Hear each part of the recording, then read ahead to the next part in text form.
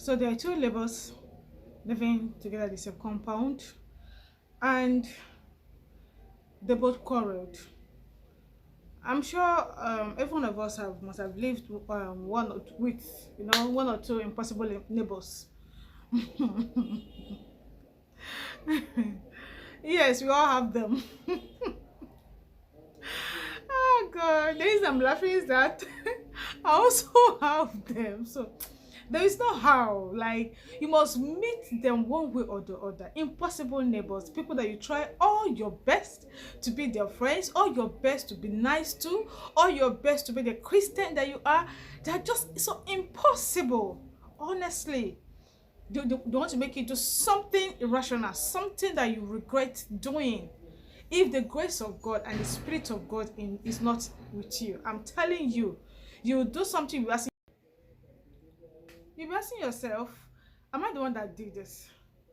So these two neighbors, they're all together. Maybe quarrel must happen, especially when it's not a flat. Even people that live in a flat, you still have problem. Like, repark your car, repark, you're not supposed to park here, this is my spot, this is not your spot.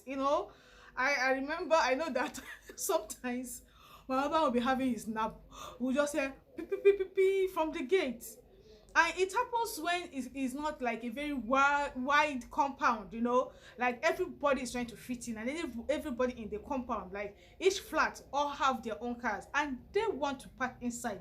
Nobody wants their own car to be outside. Do you understand? So sometimes you might be taking a nap, you might be having a bath, you might be eating, and you just say that boop, boop, boop, boop. Especially like it gets so tough when your spouse can't drive. Do you understand? So that was actually the situation. I'm sure some compound have something like that, and this story I'm about telling, I'm very sure like I think something like that happened. But this one was about, is it that I guess okay, it's your turn, it wasn't your turn, like you didn't pay for this, you didn't pay for that, start having malice, bitterness, trying, threatening each other and all those stuff, and boom, it happened that day. I guess a fight happened. Then the second one rushed into her room or house or whatever, her flat, picked a knife. Anger can do anything. Picked a knife, came out and stabbed the other lady, and that was it. Till this very moment, that was it. The lady lost her life. And what happened to the other person? Sentenced to life imprisonment. This is what anger can do. This is what anger can do, especially when you don't have control, especially when you don't speak to the Holy Spirit to, give you the control, give you spirit of patience, give you the spirit to control yourself.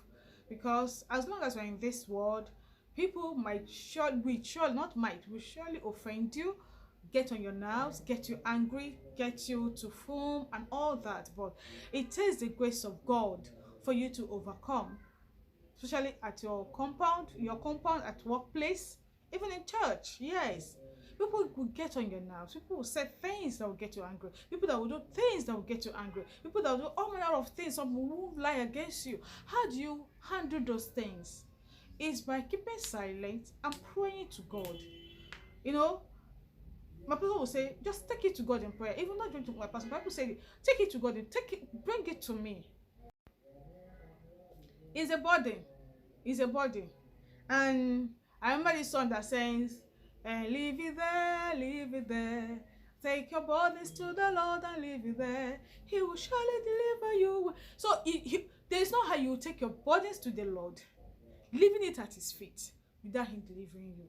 That anger, that impatience, that lack of endurance, that gossip they're gossiping about, and all, they're all burdens to you. You just take everything and take it to God in prayer, and he will take care of you. Just report that person to God and see God taking care of that person.